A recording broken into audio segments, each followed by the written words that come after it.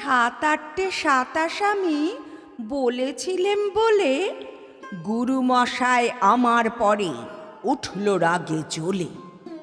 মা গো, তুমি 5 পয়সায় এবার রথের দিনে সেই যে রঙিন পুতুলখানি আপনি দিলে কিনে, খাতার নিচে ছিল ঢাকা, দেখালে এক ছেলে।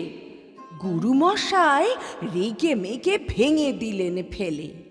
বললেন, তোর দিন রাত্রির কেবল যত খেলা, একটুও তোর মন বসে না পড়াশুনোর বেলা। মা গো, আমি জানাই কাকে, ওর কি গুরু আছে? আমি যদি নালিশ করি এক্ষুনি তাঁর কাছে, কোনো রকম খেলার পুতুল নেই কি মা ওর ঘরে? সত্যি কি ওর একটুও মন নেই পুতুলের পরে?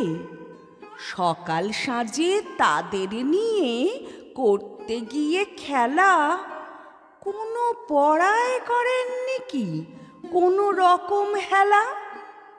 ওর যদি সেই পুতুল নিয়ে ভাঙেন কেহ রাগে, বল দেখি মা ওর মনে তা কেমন তর লাগে?